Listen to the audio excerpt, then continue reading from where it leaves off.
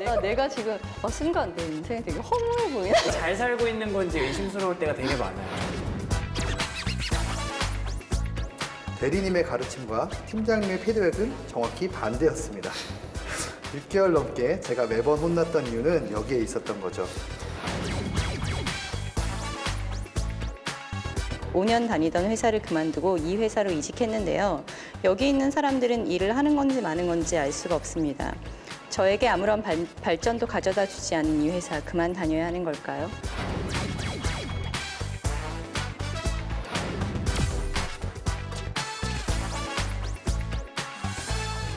근데 이런 경우에는 왠지 필요하다고 느끼실 것 같은데 4위가 인생이 허무하고 외로울 때랍니다. 이런 경우에도 필요 없으세요? 이런 경험을 해보신 적이 없나요, 혹시? 저는 사실 5위, 내가 잘 살고 있는 건가 의심스러울 때, 이럴 때가 최근에 굉장히 많거든요. 지금 저격하신 거 아니죠? 내가 잘 살고 있는지. 아니에요, 아니에요. 인생이 허무한지. 아니에요. 이게 그냥 순위가 이렇게 나온 거예요. 되게 당황하시는데. 당황하셨어요. 5위처럼. 내가 지금 순간 내 인생이 되게 허무해 보이네. 아니에요, 아니에요. 전혀 그런 거 아니고. 그러니까 제 얘기를 하려고 한 건데, 제가 잘 살고 있는 건지 의심스러울 때가 되게 많아요, 저는. 저는 왜냐하면 되게. 벌써요? 저는 되게 불확실한 직업이기 때문에. 그렇기 때문에 항상 고민하고 항상 누군가 필요하다라는 생각을 하는데, 저도 되게 매니저님이랑 비슷한 스타일이거든요. 그러니까 선택은 내가 한 거고, 후회도 내가 할 거고, 후회 안 남기게 그냥 내가 최선의 선택을 하면 된다라고 생각하는데, 이 4위를 보니까 인생이 허무하진 않은데 외로울 때가 굉장히 많아요. 저만 제 선택만 믿고 이렇게 가다 보니까 저는 이제는 진짜 필요할 때는 사실 주변에서 해주는 경우가 없는 경우도 있더라고요. 뭘 해주는? 그러니까 조언이 진짜 필요하다고 생각할 때는 약간 외로워지는? 약간 이해가 되는 게 예를 들어서 조언을 구하고 싶은데 이 상황에 대해서 다 설명을 하고 이해를 시키고 누구한테 조언을 구하는 것 자체가 쉽지 않은 순간이 있긴 하더라고요. 그럼요. 내 모든 걸 이해할 수가 없으니까. 그리고 맞아요. 저는 나름 그게 정말 고민이 돼가지고 회사 선배한테 얘기를 했는데 제가 나름 이렇게 기대라고 간 거잖아요. 물론 어느 정도 약간 답을 정하고 듣고 싶어서 갔을 수 있는데 그분이 그걸 너무도 아무렇지 않게 그냥 뭐 그런 거 갖고 고민해. 맞아요. 네, 진짜 진지하게 던졌는데 너무 쉽게 그냥 툭 던지는데 그게 정말 원하는 답도 아니었고 이걸 파악을 못한 것 같아. 정말 날 이해하는 사람은 없나 보다 이런 순간이 있을 때가 있더라고요. 저 약간 포기하게 되는. 포기하게 되는. 그럼 더 외로워져요. 외로워져요. 순간 외로워져요. 근데 뭐라고 해야 되나? 인생이 허무하고 외로워질 때는 롤모델보다는 사랑하는 연인이나 가족과 부부간 해결을 하셔야 되는 거 아닌가라는 생각도 들긴 해요. 이제 직장 생활이나 사회 관계 속에서 느껴지는 허무함이나 외로움이라면 그런 거 있거든요. 모든 인간관계의 기본 원칙은 가장 큰 전제는 내가 먼저거든요.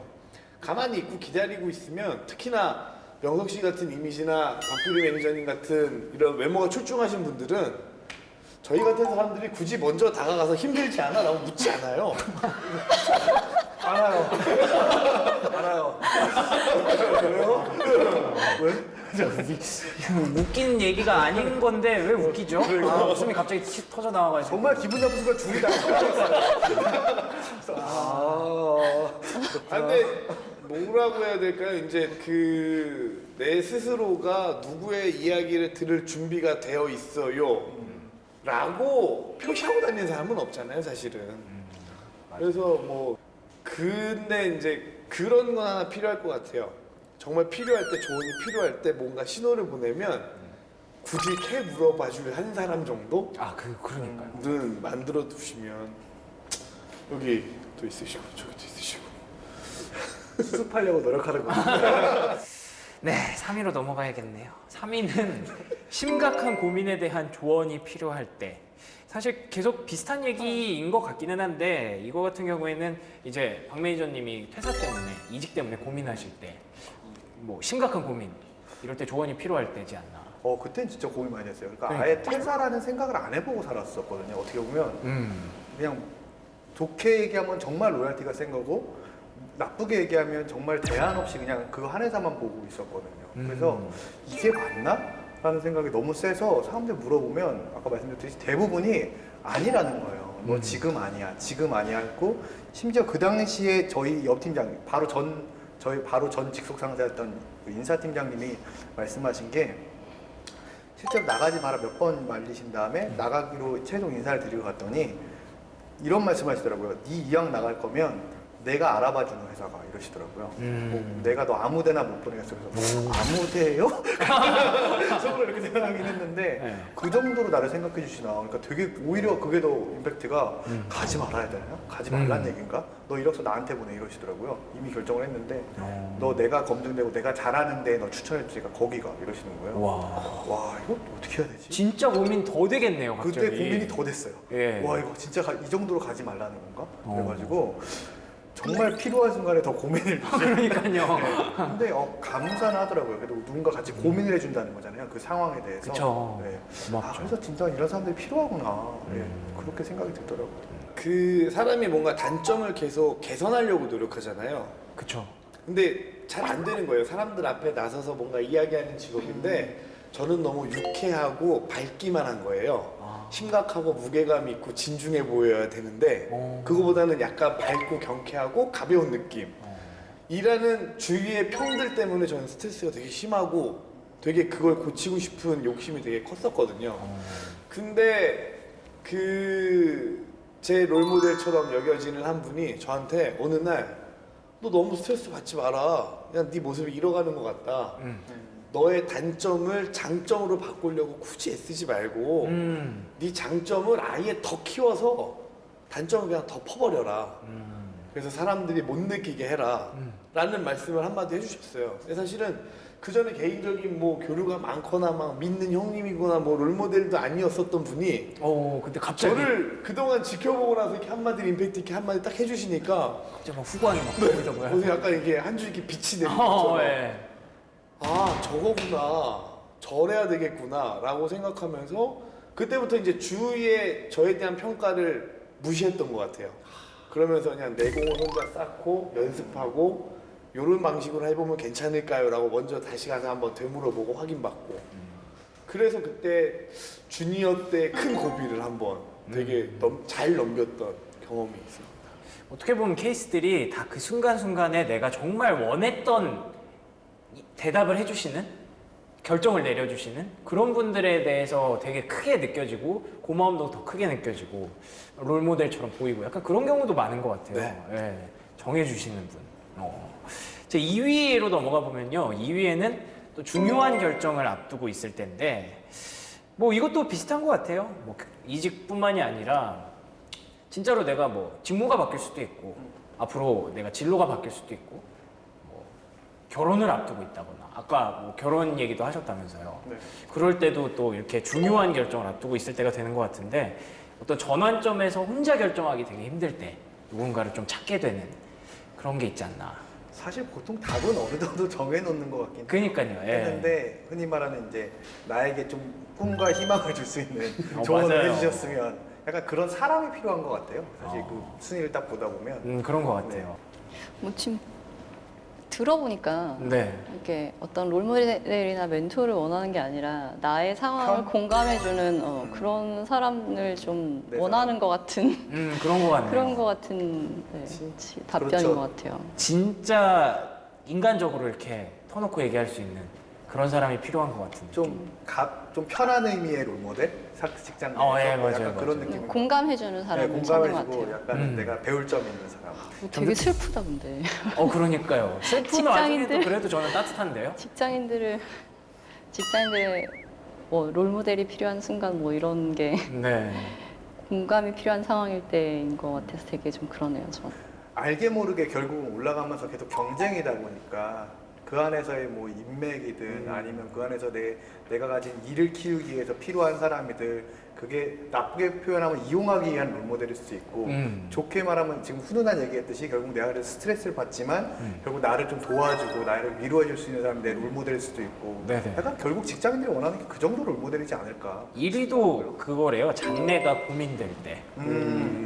결국 5위부터 1위까지 계속해서 뭐 비슷한 얘기들을 하고 있는 것 같고 점점 상위권으로 올라갈수록 제가 느끼기에는 아까 말씀해주신 5위에서는 내가 잘 살고 있는 건가 의심스러울 때, 그러니까 내 진로가 맞는지에 대해서 고민을 하시다가 점점 그 내 인생 인간적인 어떤 파트너 그런 사람들을 원하는 그런 느낌이 많이 나네요. 그래서 이 정도면은 제가 봤을 때는 아까 얘기해 주셨던 그 사례가 기억나는데 나의 진짜 성향이나 가치관 같은 거를 많이 바꿔주기도 할 것 같거든요. 이런 영향력 있는 사람이 있으면. 제가 들었던 것 중에 기억나는 말이 딱 그런 거였는데요. 이제 미래에 대해서 약간 불확실한 느낌을 가졌을 때 그분이 하셨던 제가 좋아하던 선배님이 하셨던 말씀은 이런 네. 거였거든요. 네가 여기서 성장하고 네가 남아있는다고 너를 책임져줘라고 얘기하지 말고 네가 능력을 키우고 네가 주변에 좋은 사람을 만나서 배우는 게 네 능력을 키우는 거고 롤모델을 만드는 건 너를 위한 거야. 회사가 널 먹여 살리는 게 아니고 네가 이 회사 안에서 일을 하고 네가 발전해야 되고 네가 바뀌어야 돼. 네가 바뀌려고 노력하기 위해 바뀌고 싶은 사람을 잡는 거 그게 너의 멘토고 롤모델이야. 이렇게 표현을 하신 분이 있었거든요. 저는 그게 되게 와닿았었어요. 그래서 그런 사람을 찾으려고 노력을 많이 했었고요. 그러니까 이렇게 어떤 선택을 할 때 그리고 그에 대해서 리더십을 발휘할 때 이런 것들이 다 좀 롤모델을 만들고 내가 롤모델로 삼는 그런 기준이 되는 것 같은데요. 근데 사실 우리가 흔히 롤모델을 얘기할 때는 뭐 위인이나 뭐 되게 유명한 사람들 중에서 얘기를 하잖아요. 1위가 그러고 보니까 이순신 장군 얘기를 많이 한다고 하더라고요. 되게 먼 사람 같기는 한데 그분의 어떤 리더십에 대해서는 뭐 모르는 사람이 없을 정도니까 그런 것 같은데요. 갑자기 궁금해졌는데 면접에서 롤모델이 누구예요? 라고 물어보는 이유 그리고 그럴 때는 어떻게 대답해야 하는지 그거 좀 팁 좀 주실 수 있을까요? 요즘은 롤모델이 누구예요? 이런 질문은 잘 안 하는 편이에요. 그래요? 네. 안 하는 이유가 이제 네. 롤모델이라는 것 자체가 어쨌든 그 시대나 또 시대에 유명한 사람 아니면 보통 핫한 사람 아니면 정말 누구나 존경하는 사람을 얘기를 하잖아요. 그렇게 그러니까 되겠죠. 그 사람에 대한 변별력을 가질 수가 없는 거예요. 그 질문을 통해서. 그래서 요즘은 그런 질문을 거의 안 하고 해도 아마 그냥 아이스 브레이킹용으로 가볍게 그냥 캐주얼하게 넘어가는 용이다 보니까 그 부분에 대해서 너무 튀려고 하실 필요도 없고 만약에 나왔다 그러면 예. 질문도 잘 안 나올 것 같고요. 근데 그러니까 뭔가 질문하기 전에 자기소개에서 그런 걸 미리 얘기하시는 분들도 계세요. 근데 사실 말씀하신 대로 큰 변별력이 없어요. 왜냐면 다 자기는 누구를 통해서 어떤 영향을 받았다 이런 내용들이 더 거의 비슷하거든요. 거의 비슷해요. 네. 그러니까 아까 말씀하신 대로 이순신 장군이 뭐 존경하는 인물, 위인이다. 대부분의 사람이 다 그러니까 1위를 한 거잖아요. 그렇죠. 대부분의 사람들이 그분의 뭐 리더십이나 통찰력, 문제 해결 능력을 높이 사서 그분을 위인으로 삼는데 다 똑같이 얘기하는 거예요. 우리가 다 흔히 알고 있는 그 사람의 그런 장점들이거든요. 그렇죠. 최근에는 사실 그래서 롤모델이 누구예요, 존경하는 사람이 누굽니까 직접적인 질문보다는 본인의 인생에 있어서 가장 큰 영향을 끼친 인물이 누구였었나요? 그 사건이 무엇입니까? 라는 개인의 경험에 굉장히 그 사람의 케이스를 특별한 그 사건을 보고 싶어하는 질문들이 굉장히 좀 많이 나오는 편이에요.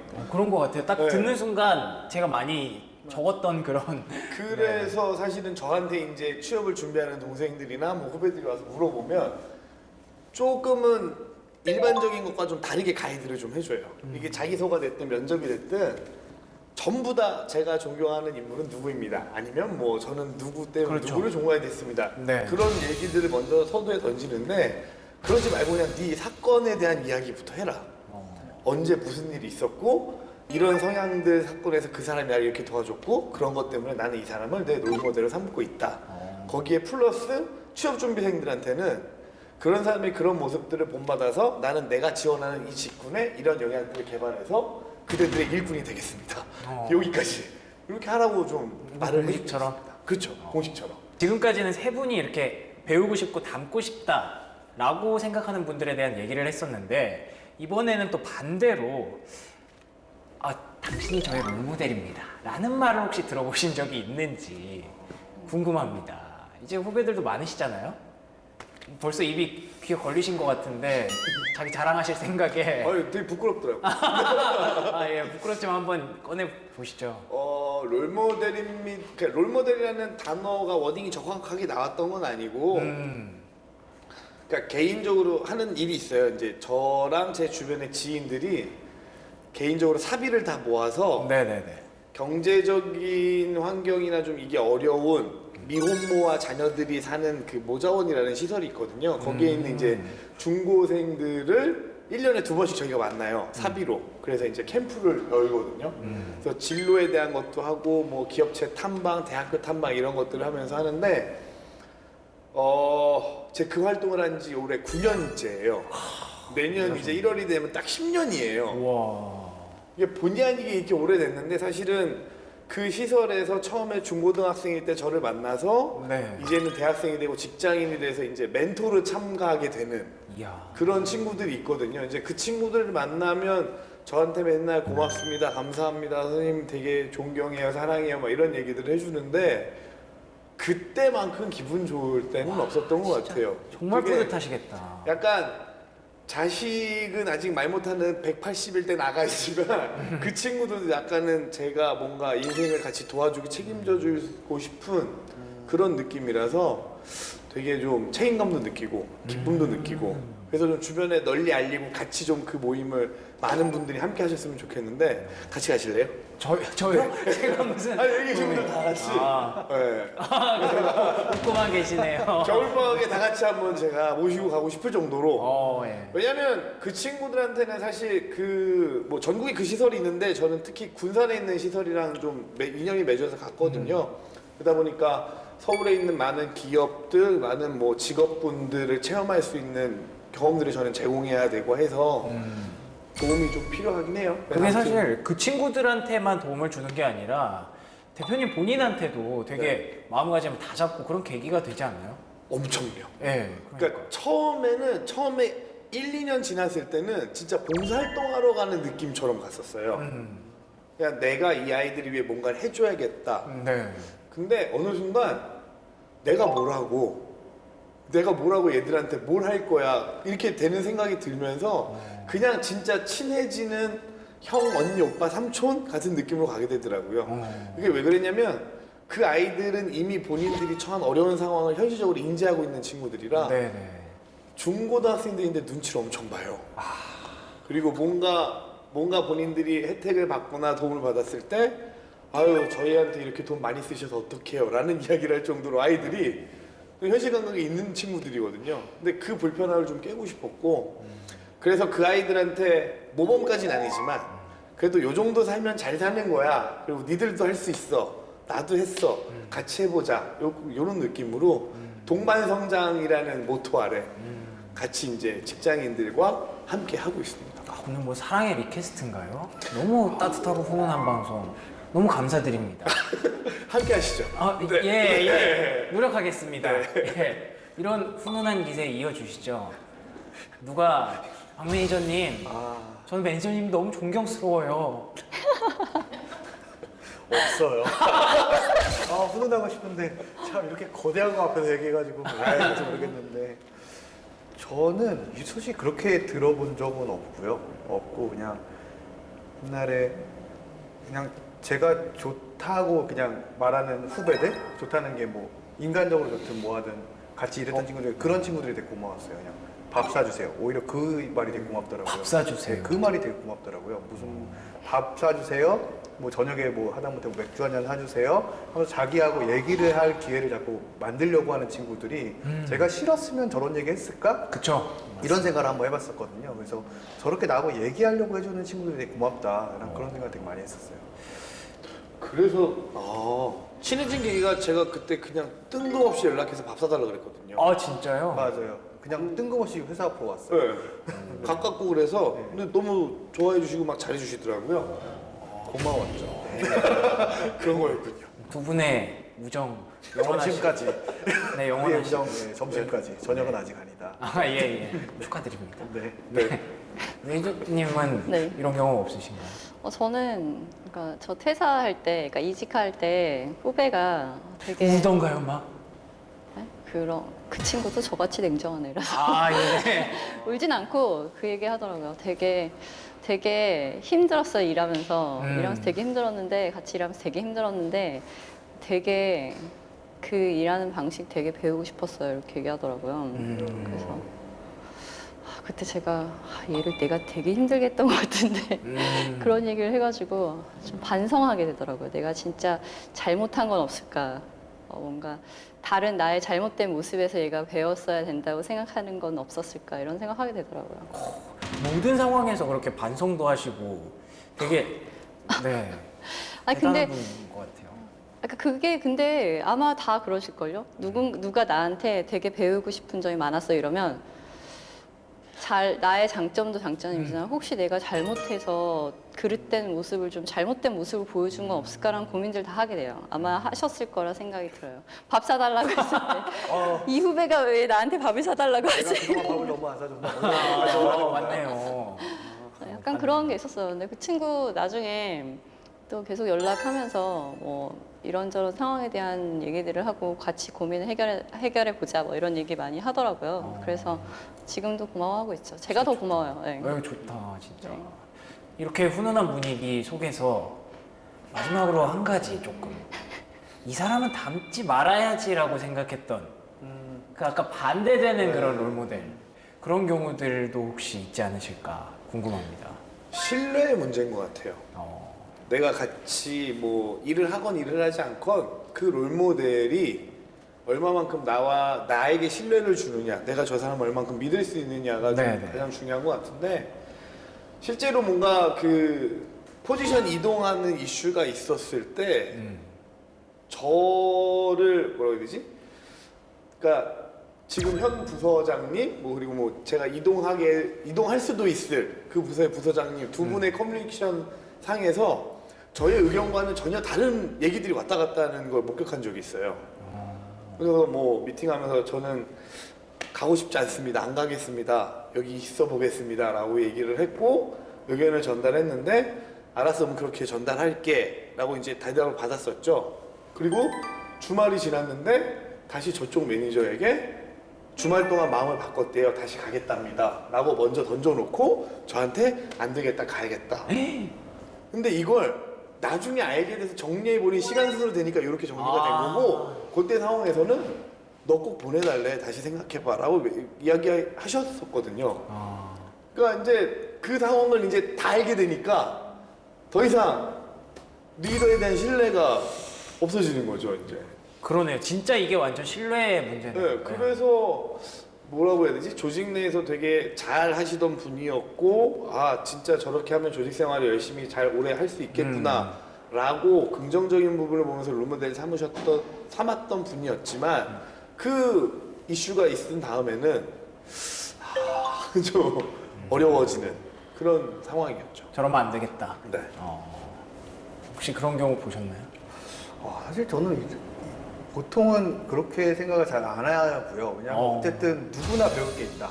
저도 약간 이런 스타일이에요. 왜냐하면 내가 조직에 있다 보면 나보다 위든 아래든 그 사람들의 장점이 있으니까 안 좋은 점은 제가 안 배우면 되는 거잖아요. 맞습니다. 그러니까 제가 캐치했을 때 좋은 점은 좀 배우면 되는 거고 왜 이렇게 삐딱하게 생각을 하는 근데 제가 뭐가 돼요? 네. 조직 생활을 할 때 말이죠. 네. 매니저님이 되게 그 점을 그 점까지도 닮으셨네요. 그 옆 사람을 약간 비하하면서 왜 이렇게 생각하는지 모르겠다. 미안합니다. 안 좋은 점까지 쫙 흡수를 그냥. 네. 아니 굳이 제가 이상하네요. 이런 의미는 아니었고요. 제가 물론 다양한 분들이 있는데 사실 제가 봤던 케이스 중에 이제 워스트는 좀 비슷한 것 같아요. 그러니까 자기 이익을 위해서 윗사람하고 아랫사람한테 하는 얘기가 틀린 거예요. 다른 거예요. 그러니까 최악의 상사네요. 네. 진짜 그런 그리고 갑자기 또 최악의 상사라는 시작하는데 그게 사실 다 알거든요. 주변에 다 알게 되니까 그러면 그분한테는 오히려 여기에 윗사람도 후배들도 아무도 안 나는 거예요. 그 사람만 외로운 건데 그 사람 혼자 살아남기 위해서 고군분투하게 되는 상황이 오게 되거든요. 와 저러면 안 되겠다. 그런 거 우리가 한번 좀 느껴본 적은 있고요. 아니면 너무 위에 너무 맹목적인 충성을 하려고 아래를 계속 푸시하는 사람들도 있어요. 네, 자기가 잘 되기 위해서 위에서는 유보하실 수 있겠지만 그렇게 되면 사실 후배들 입장에서는 그분을 절대 롤모델로 삼고 싶진 않죠. 그런 그쵸. 케이스들은. 저러지 어떤 말아야 사람들한테는 또 그게 롤모델이 될 수도 있어요. 그걸 좋아하는 분들은 물론 아까 말씀드린 그게 100% 잘못됐다라기보다 그쵸, 그쵸. 잘못됐다라기보다는 그분이 어떻게 보면 회사에 되게 조직에 적합한 사람일 수 있는데 너무 조직만 한쪽만 바라보다 보니까 다른 쪽을 안 바라보는 좀 단점이 있는 거죠. 그래서 이런 것들을 이렇게 합치고 합쳐서 내가 더 나은 사람이 되면 되는 거니까. 그렇죠. 이왕이면 내가 좀 취할 수 있는 장점들, 저런 거 배우고 그러니까요. 싶다는 걸 좀 취하려고 노력하는, 아까 대표님 말씀하신 게 와닿는 게 단점 커버하는 것보다 장점 키우는 게 훨씬 효과가 빠르다고 하잖아요. 가능성도 높고. 그래서 좋은 점들만 자꾸 보고 취했으면 좋겠다. 이런 생각 좀 하고요. 저는 어떤 사람을 닮지 말아야겠다 이런 건 안 하고 그 사람이 했던 판단이나 행동은 하지 말아야겠다 이런 생각들을 하는 때가 있어요. 특히나 우리가 이제 좀 우리보다 위치급에 있는 사람들을 볼 때 그 사람들의 판단이나 행동이 너무 옳지 않은 영향을 미칠 때 그런 생각 많이 하잖아요. 네, 그런 경우들이 더 많이 보이기도 하고, 네, 그럴 때 특히나 책임감 없는 모습을 보여주는 이제 상사들을 볼 때면 절대 나는 저 위치에 갔을 때 저렇게 행동하지 말아야지 이런 생각들 많이 하게 되는 것 같아요. 그만큼 또 롤모델이라는 게 되게 나한테 좋은 영향을 많이 끼치기도 하지만 또 악영향을 끼칠 수도 있기 때문에 그만큼 내 삶의 어떤 지향점? 어떤 분기점? 뭐 이런 것들이 되는 것 같아요. 그래서 또 말 못할 고민들이 엄청나게 많을 것 같습니다. 그 중에서도 엄선하고 엄선해서 고민 3가지를 뽑아봤는데요. 자, 첫 번째 사연부터 한번 시작을 해보도록 할게요.